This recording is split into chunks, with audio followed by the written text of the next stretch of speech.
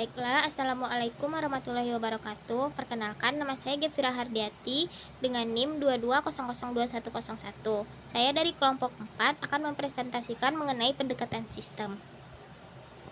Baiklah, masuk pada materi yang pertama yaitu konsep dasar pendekatan sistem. Pendekatan sistem adalah suatu pendekatan analisa organisatoris yang menggunakan ciri-ciri sebagai sistem sebagai titik tolak.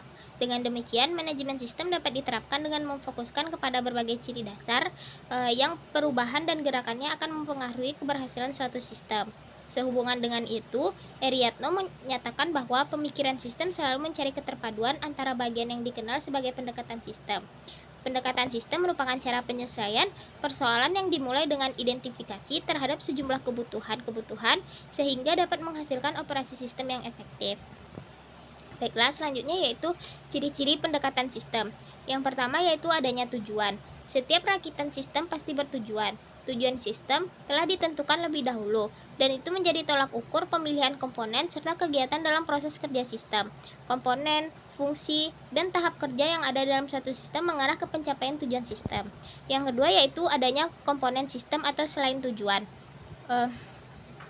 Jika suatu sistem itu adalah sebuah mesin, maka setiap bagian adalah komponen dari mesin.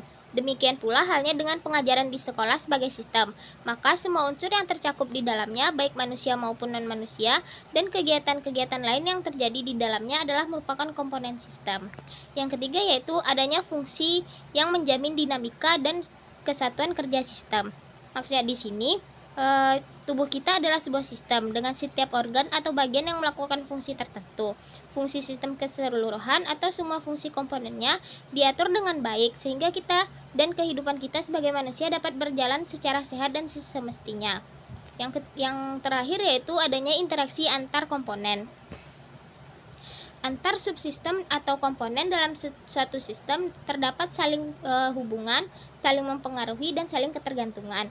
Dalam sistem pengajaran yang berinti pada interaksi personal, peran dari komponen-komponen adalah untuk meningkatkan nilai interaksi personal tersebut demi keberhasilan belajar siswa. Transformasi yang terjadi dalam interaksi guru secara lebih teknis merupakan transaksi pesan-pesan. Selanjutnya yaitu ada prinsip-prinsip pendekatan sistem. Yang pertama yaitu holistik. Prinsip holistik merupakan prinsip ini melihat sistem sebagai suatu kesatuan yang terdiri dari bagian-bagian yang saling berhubungan. Contohnya, dalam pengelolaan organisasi, setiap departemen harus saling berhubungan untuk mencapai tujuan bersama. Yang kedua yaitu interaksi.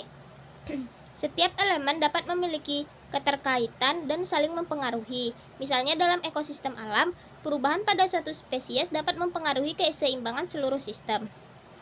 Yang ketiga yaitu tujuan bersama. Sistem bekerja untuk mencapai tujuan tertentu yang telah ditetapkan. Yang keempat yaitu umpan balik.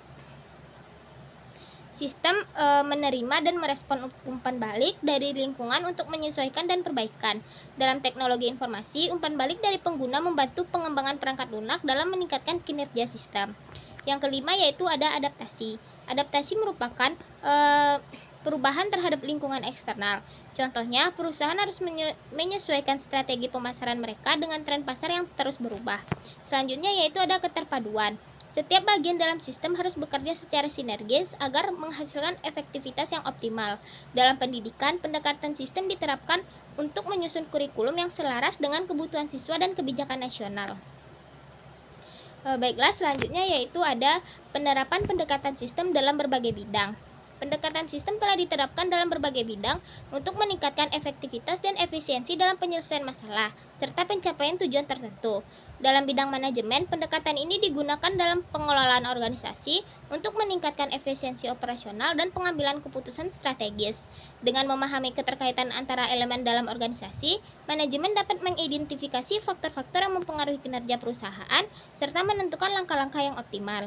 Selanjutnya dalam bidang teknik dan rekayasa, pendekatan sistem ini sangat penting dalam perancangan produk atau infrastruktur. Dengan menggunakan pendekatan ini, para insinyur dapat mengidentifikasi kebutuhan sistem secara menyeluruh, merancang solusi yang tepat, serta memastikan setiap komponen dapat berfungsi dengan baik dan keseluruhan sistem. Selanjutnya dalam dunia pendidikan.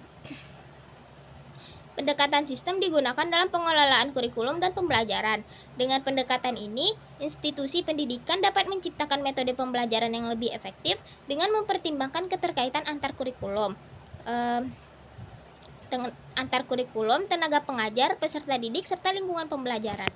Baiklah, mungkin hanya sekian materi yang dapat saya jelaskan.